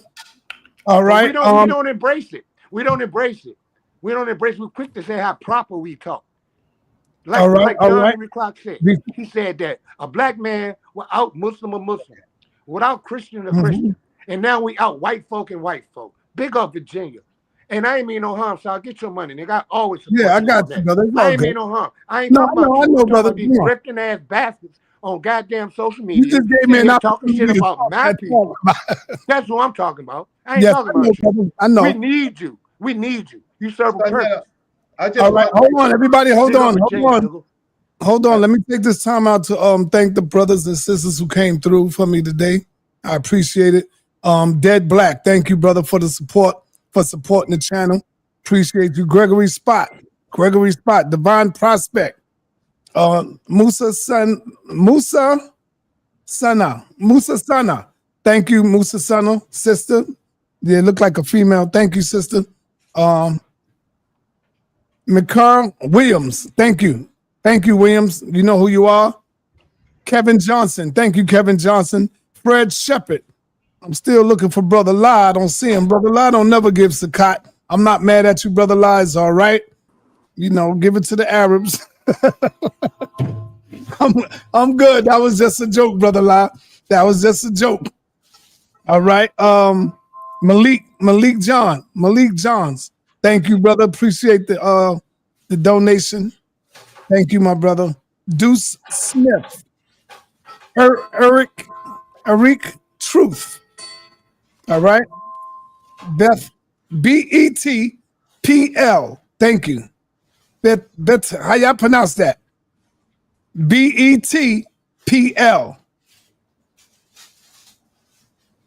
D Money. Thank you, D Money. Demetrius.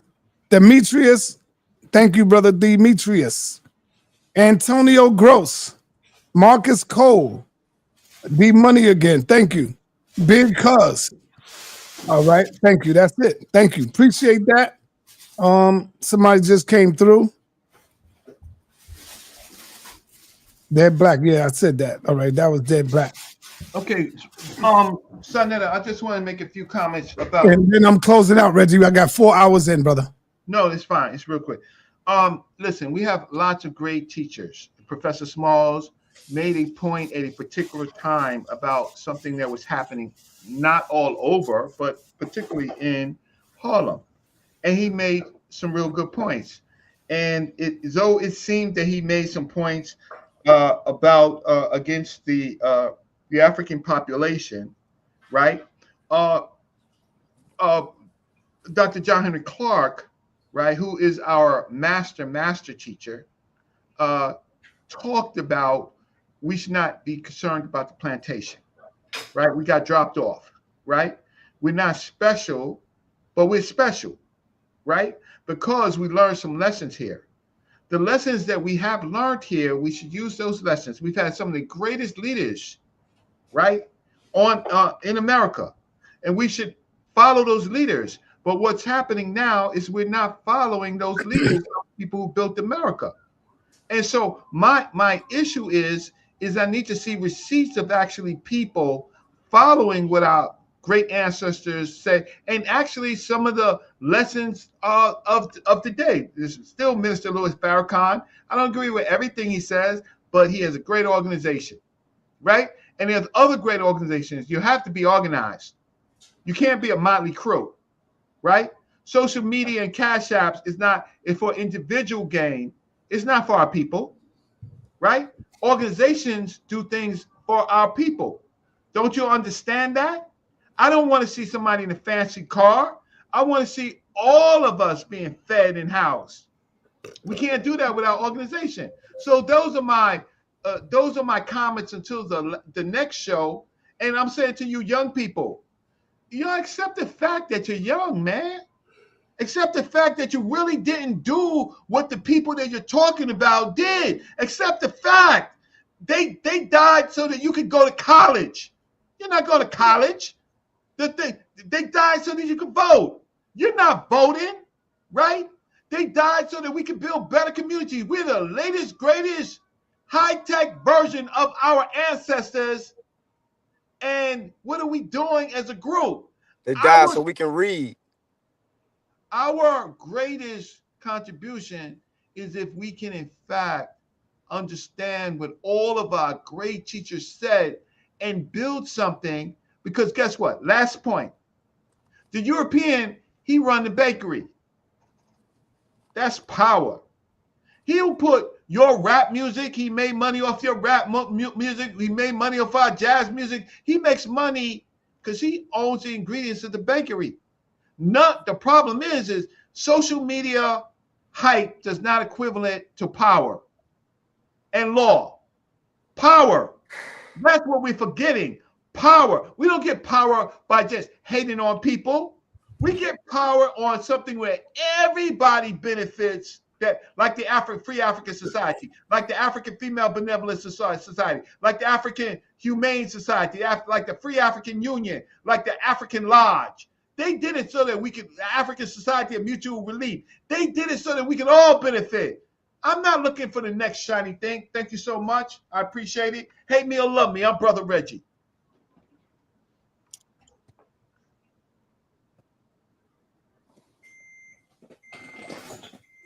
Hey, Reggie.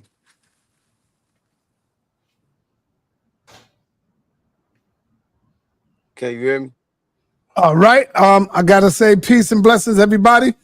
Let me let Chad go. Chad wanted to say something real quick. And the reason I let Chad go, because Chad do support the channel. See, when I see people that support the channel, I can't not let them speak. I gotta bring them in. He supports the channel. Go ahead, brother. For sure, man. I've been on you since high school. I just wanted to say this though, so I agree with everything y'all saying, especially the elders, even Brother Reggie. Like, for sure, I've been listening to Brother Reggie 10, 15 years. So I'm definitely with him. But I just think, bro, y'all got a bad taste in y'all mouth about us and the young generation. Like, y'all really, like, when I listen to some of y'all, like, even in Golo, like, sometimes I be like, do y'all even like niggas? Like, it seems like y'all like don't think we good or something like that. Like, bro, I'm down south, bro. I got a black county commissioner, black city council person, black mayor, black sheriff. Like, bro, we involved in the politics. We know what's going on. I went to college. I'm trying to get a master's right now. Like, you feel me? Like, we had all that stuff going on. And then as far as the culture piece, bro, Bugs Bunny come from Bruh Rabbit. That came from stories niggas was telling down south. Blue jeans. That used to be called nigga cloth. Now that's American culture, like blue jeans. Like, bro, we contribute the word tote, like a word that we used to say, toting that bag, toting that. Now that's a part of American Standard English. Like, bro, we contribute stuff to the country. We contribute stuff to the world. We ain't just a bunch of niggas rapping and janking on each other and all this stuff, bro. We having great stuff going on. Yeah, I just feel like no disrespect, I just think some of y'all live up north, bro, and y'all really don't see a lot of like niggas shining. Like, niggas is a beautiful thing. But that's all I wanted to say, man. We gotta shine as a whole, brother. N-word. That's my point, bro. All right, hold on. My sister, you see the one I got you up here on this right here. I'm sharing your comment. I got you on the big screen. You gotta stop running. We were supposed to do an interview. You gotta stop running. Indian woman. I'm an Indian too now. we Indians now. You know what I'm saying? You gotta stop running, sister. Come on and do this interview. All right. Let me go around real quick. I want everybody to get a minute, and then I'm gonna close this thing out. Go ahead and go low. Yeah, one more thing. Stop. David Walker, the sister's asking, do you have social media? Yeah, if on do, TikTok. On TikTok, if you type in at King David the One, the handle was also KD1, and my Instagram is KD_1 official. I'm a rap artist as well, so that's. Oh, you get it in. That's what's up. Do you have a YouTube channel? Yes, sir. Oh yeah. And if you go on my YouTube channel, you'll find a lot of my Pan-African stuff. I gotta update it with more Yeah, videos. But you like can't now, you'll hide see me that. out there with the youth, Yeah, you and trying to everything. hide that channel, Look, I brother. don't hide nothing. You know what I'm saying? I keep it raw. I want people to see the growth. You know what I Yeah, mean? yeah. But no, like back to the closeouts. All right, go ahead, brother, and go low. Nah, yeah, people like I love our people. You feel me? Like it's never that. I know our history to the T. That's why I know how where we came from and how to honestly how currently we falling. So it's not about the emotionalism. I look at what happened in the past, what's happening in contemporary times, and do an objective analysis. I'm not looking at it from an emotional self-esteem lens. When you do that, that's when you start to overlook certain things and certain aspects that are negative and positive that are currently within your culture, our culture.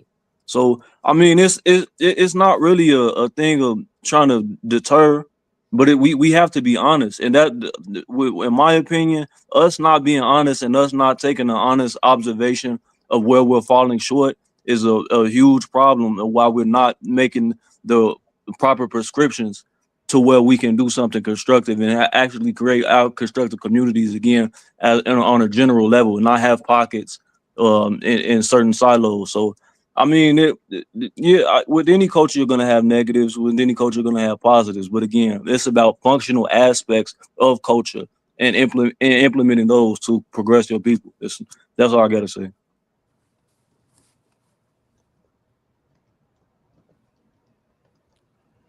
Harwin, you up next. Let's go, brother. I'm gonna just piggyback off the brother with culture. Veggie back, veggie back, brother. Veggie back. Okay, and I'm Gorilla vegan back, too. I'm gorilla out of back. pocket. No, I'm no, vegan no too. I'm out piggy, of no pocket. piggy, brother. No piggy. Silver I'm out back, of gorilla pocket. back. Yeah, let me go off the brother and Golo. And not just we got to understand we have to reconstruct our culture and implement it because the things, young brother from the South, the things that we have added to America, whether if it's the light, the street lights, that's all around the world. Whether it's the doorknob, that's all around the world. Whether it's jeans, whether it's our slang, all of that, that shows our potential. But because we don't have our culture implemented and practicing it, we can't build our businesses. We don't have a nation to capitalize off these things that's stolen out of the patent office. We don't control our skill set with the music, whether if it's rap, rock and roll, whether if it's hip hop, whether if it's blues, etc., etc. We don't control it, so we don't make money, or we're not the dominant force making money off of it. They sending their kids to school off our money. They becoming billionaires off of our skill set. We're not controlling it. So to the brother that said we speak African American English, yes, we do, but that's because that's based off of the way we spoke our African, in some cases, Sanetta, our indigenous languages. That's what that's based off on. So the grammar and how we speak African American English, again, yes, it adds to the culture, and yes, they gonna live off of us. We the energy of the whole planet. But we have to be able to implement our culture, cultivate ourselves so we can live that way and function that way. Until we do that, we're not going to be nothing. Whether you vote for a Democrat, Reggie, or Republic, it don't matter. We got to come together because the elder Cornel West ran, nobody voted for him. He was going to do something for us. That's how I'm going to leave it at that. All right. Hey, Reggie, before I move to the next person, our sister would love to have a conversation with you, and I hope is all right. I hope you do have that conversation. She's very intelligent, and she go by the name of Sister Dots, and she would like to have that conversation with you, brother. Will you have a conversation with her? We can set that up. Sure. Okay, But beautiful. I need That's to what I'm know. talking about. I Beautiful. need to know. She would love to have a conversation with Brother Reggie about. Uh, okay, about what we just talked about today. Is she an FBA?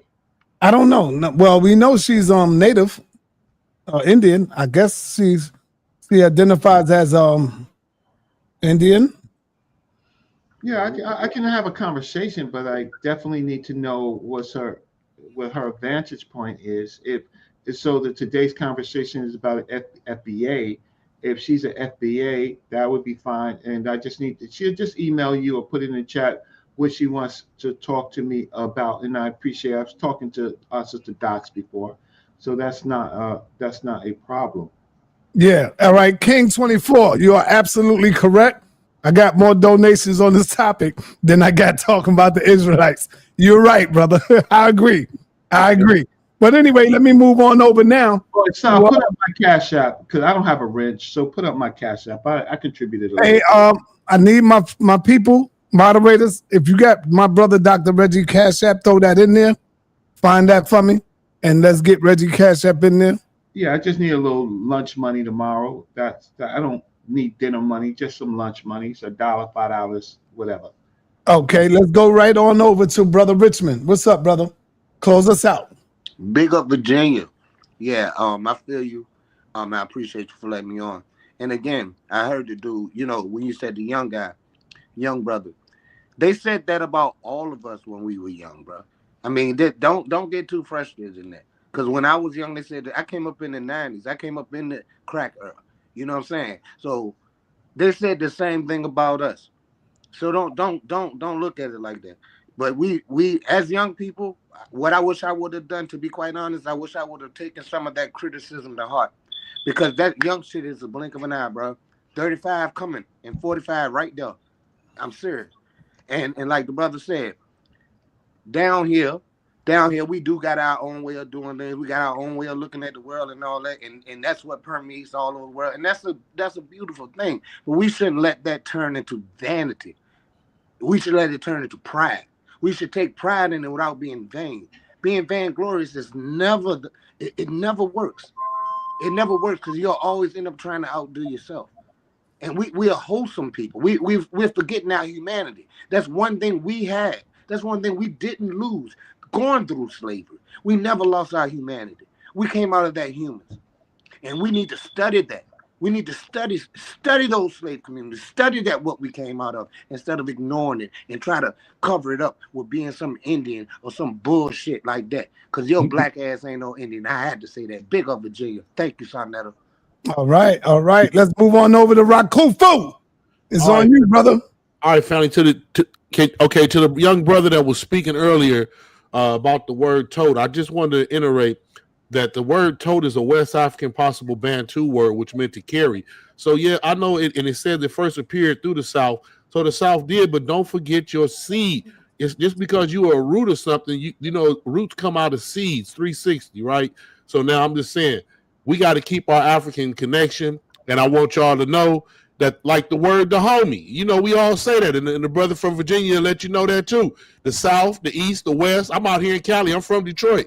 But I know people from everywhere, and everybody I know black, we do not say the homie. We say da homie. Hey, there go the homie. It's not a dumb way of saying homie. It's an accurate DA West Coast African dialect for TH, da. And it's a kingdom called da homie that a lot of us came out of. With that, peace to the homies. All right. Thank you, brother. Thank you. All right. Let's go. Who's next? Let's go to DJ Joker. DJ Joker, you on the call. Right on, brother. Appreciate you. Again, my closing point is just with FBA, keep it focused on lineage. And something that we're missing is the census. If you're on the 1810, 1830, 1850 census, and you can see your family classified as Negro, they'll also show you who was enslaved, who was in the house, plantation. I'm from plantations on both of my family side. So I was able to find that. And real quick, I just want to point out, you know, the Trump thing. A lot of us just didn't vote because neither party, you know, it's like picking the two lesser evils. Neither party had anything for us. White supremacy up front, we either gonna confront that or we're gonna deal with the collaborate side, Kamala Harris, who only had LGBT and Megan Thee Stallion and Cardi B for us. So we can't go for that. And the last thing I'll say is about being up north. I'm from St. Louis, but I live in Cleveland, Ohio. I've been here for 8 years, and I live in the historic neighborhood of the Huff community. And I actually serve as a steering committee member and a community liaison for the Cleveland Foundation. They're doing a big historic restoration over here. And what Brother Reggie was saying about redlining and things like that we can prove in the last 50 years, those are the things that we've covered. Those are the things we attacked here, boots on the ground. And it actually led to us opening up the first Black-owned brewery in Cleveland. And we opened up a lounge and studio club that was dedicated to the old Black Strip that was on Euclid that got closed down during the race riot. So I just want to let you know, some of the young brothers, we out here fighting, and peace and love to the family. Thank you. Blessings, Si. All right. Thank you, brother. All right. Moving on over to my brother now, David Walker. Let's close us out. All right. Brother DJ, man, you are in Cleveland. I'm here in Ohio too, man. I'm in Cincinnati, Ohio, man. We might have to link up sooner than later. But I'll close my statements by quoting Elijah Muhammad's teacher, Master Farah Muhammad. He said, "I can sit on top of the world and tell everyone that the most beautiful nation is in the wilderness of North America." He didn't say nobody else was beautiful, but he had a particular focus on us here. And he said the most beautiful nation is in the wilderness of North America. To my FBA family, and this applies to those who may not identify as, but if your bloodline goes back to the foundation of what is now called the United States of America, just know that you are a beautiful people. There's nothing culturally wrong with you. You don't have to adopt anything from anywhere across the water or anywhere else in the world. Just like Leroy in The Last Dragon, you go looking outside of yourself for everything, trying to find validation. Everything you need is in the mirror and it's in your bloodline. We got the most influential culture on the planet. We got the hardest fighters on the planet, not taking anything else away from anybody else, but like you're gonna rep your home team the hardest. You know what I'm saying? And I believe, you know what I'm saying, we got a few Super Bowl rings under our belt, if you get that analogy. You know what I'm saying? So just know, have pride in yourself, love yourself, and just know it ain't nothing wrong with you. And I'll close out by saying, Bubble Cut Kak Papa Wacky Rut, a little Yako you. Peace. Peace. Thank you. What that mean, brother? I can't tell you. I can't tell you publicly, but those who know. All right, now you down with the just to show that we do got a language, you know what I'm saying? All right, so you down with the secret society movement, huh? Yeah. Nah, that ain't FBA language. That's the language from our ancestors. All right, Rastafari. Let's go, brother. Let's go. Close us out. Yeah, so I going to push Marcus Garvey, because Marcus Garvey is my forerunner for the Moors and, for most of the American awakening, Martin Luther Jr., the whole Malcolm X, everybody, we all know. So when we're talking about the awakening, we know one of the person that really came and awake the people. So we're proud of Marcus Garvey. Bless up to the FBA brethren and everything. Bless up to you, sir. I send you that email for that track for that brethren so you can listen out the track. And I mean that nice. What is my email? So make sure you know. What is it? Why be saw.net at Yahoo. All right, that's it. I want to make sure I get it, man. Yeah, but just send it to you and listen to it because it's a nice mellow track and the guy going all the way to give you what you probably want. It's a nice vibe. So all right. We put in the work. So one love to the brethren, one love to the house, and you don't know this is where we live, Rastafari. When did you send it? I just sent like probably half an hour, 20 minutes ago. Okay, and your email is what? Daya Kareem 80. Okay. Daya Kareem. I got it. I see it. Thank you, brother. I see it. Yeah, listen it out. And I want you play it because I want a bridge into you. And I'm saying, he put in the work for you, yeah. Yes, sir. I'll play it right now. I'll play it. Hold on. I'll play it when let me get to my man first. Let me get to Suntan. Suntan, let's go. Peace to the panel. Peace to everybody. My brother Reggie. Brother Reggie brings up one good point, and this is for everybody because it's coming from me too. You must be a student. You must learn about what you're trying to stand up for. You got to get educated in the law. You got to get educated in everything that will get you those reparations. You just got to know it because that's what our adversaries know. They know the law. They wrote the law. So you got it. And it's there in libraries for us to know it. Educate yourself. And don't worry about belittling nobody. Your education will belittle people. You know, do what you do, but you must educate yourself if you want to go out on this frontier, because it's there. Just educate yourself without a long story driven out. And I couldn't hang around with my boy Tariq Rashid. I listened to him, but Sinette and then we had a little something in 2016, 2017, 2018, 2019. It was a little something better going on that I was reaching out for. I wasn't reaching out for no reparations. I was trying to find my spiritual way. So that's how I moved away from Tariq to over here. So just stay educated. That's what I'm sure everybody's parents and everybody elders tell. Education, man. That's the best sword you can have. Trust me. Peace. Oh yeah, and I land with that. That's Dr. Reggie, let's go. That's Tariq word. I'll land with that. Okay, so I've spent 40 years in the Black movement. I have been trained by Professor Small, Dr. Leonard Jeffries, Dr. John Henry Clark, Dr. Joseph Ben Jokanan. I have been trained. So you should listen to what Brother Suntan just said, right? And I've served, and I love my people. What you have to come through, what I came through is, if you think that you are right, you have to do it by action, not just by words, right? You have to serve your people. I've served my people. I've taken jobs just for Black people. I worked at the Schomburg Center for Research and Black Culture of the New York Public Library for 5 years, right? I served under a public defender's service for 16 and a half years, specializing in restorative justice for Black folks accused wrongly incarceration, and help those that actually did it and got them home. I've actually had boots on the ground. If you think the difference is, so I'm pretty well educated, and if you think that I'm wrong, then every time I come on, and Sarnetta knows, I'm going to bring facts. And I do love you, but I do think, but parents and uncles, they don't just say they love their children, they teach them how to survive, right? The love is when you survive.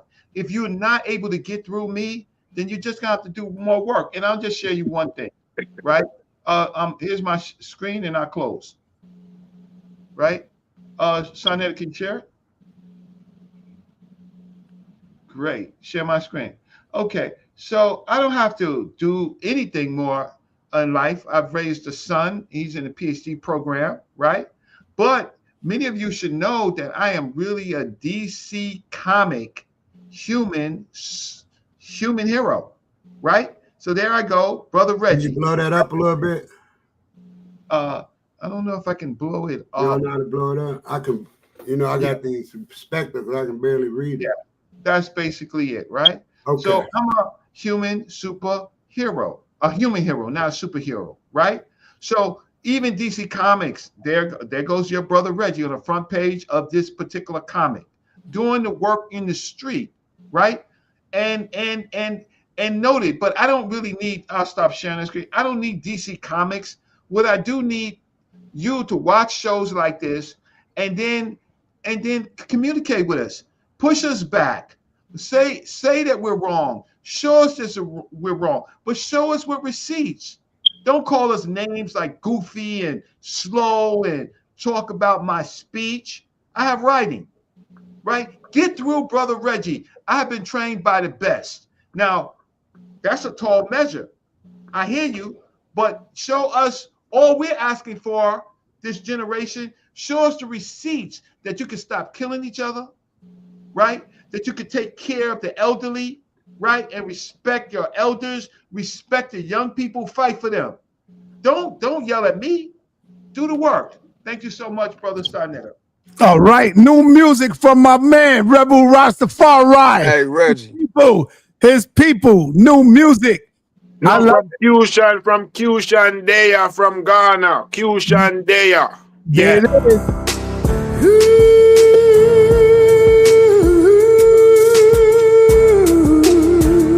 love it. I love it. House of consciousness. This is the house of consciousness. This is the house of consciousness. The house of consciousness. DJ Sanetta is live on the streaming. So many backbiter keep fighting. DJ Sanetta keep moving. DJ Sanetta is live on the streaming. So many backbiter keep fighting. DJ Sanetta keep moving. Sanetta at the seat, him at the control. Check your mind and your soul. Sanetta at the seat, him at the control.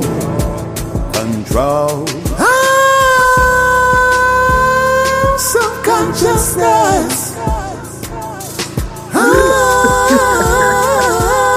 Subconsciousness.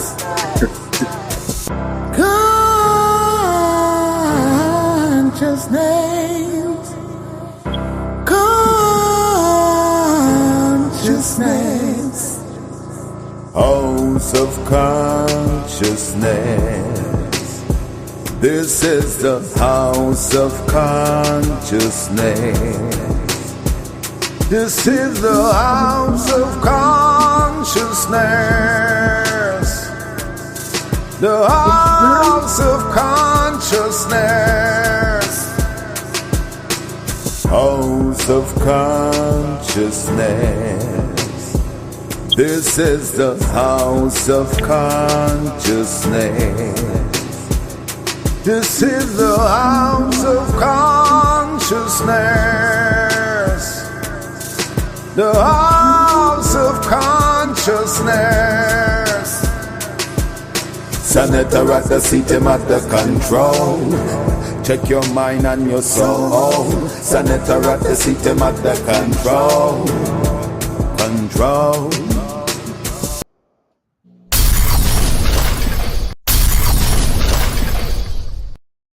Yeah. Thank you, my brother, Rebel Rasta. Love it. I love it. Let them know. Thank you from the House of Consciousness. Tell them thank you. We love it. Yeah. Right. With that, peace and blessings, everybody. I'm gonna be rocking that now. I gotta rock that for a minute now.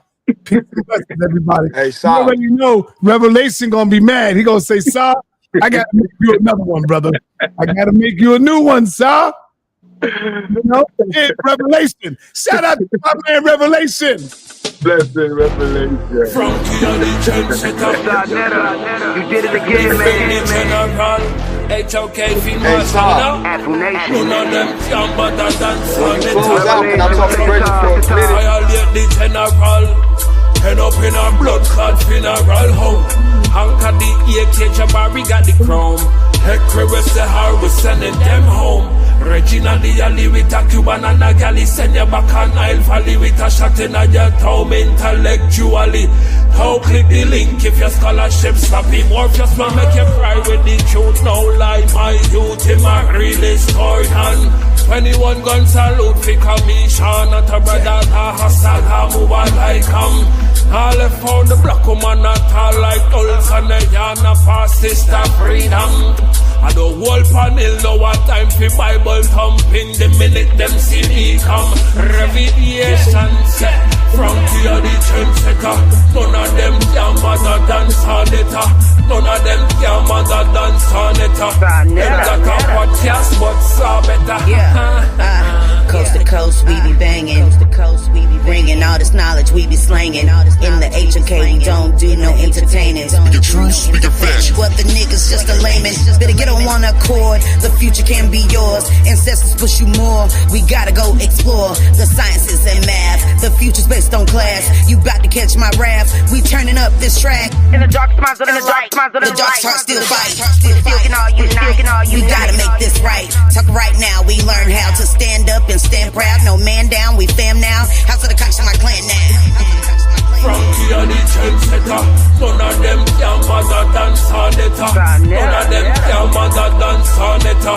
Them got a podcast, but far better. When I look at you niggas, I see what I'm not. Go take him, a little bit of her, mix it with them, and put them in a pot. You still can't get none like me. It might sound the same, but it's unlikely. One white tee, if I lift it up, then you niggas gonna see where the gun might be. I thought I told ya. Afro Nation, revelation, we some soldiers. Signetter put this team together, now it's over.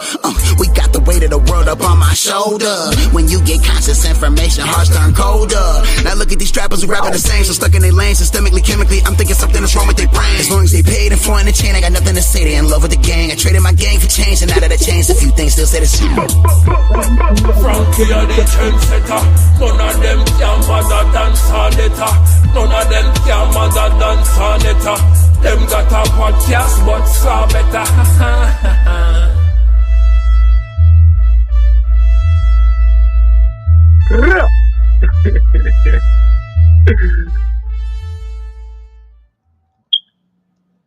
All right, peace and black power, everybody. We out of here. Peace.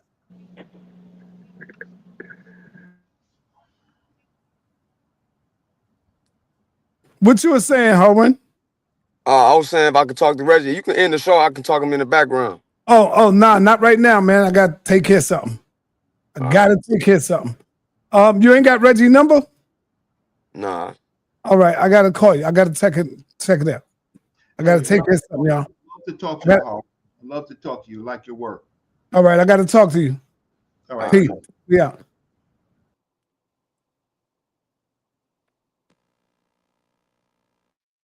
Hey, Harwin, you want to give me your number? We offline. That way I could probably call you and call Reggie together and let y'all talk. Or is it private, which I got to talk about?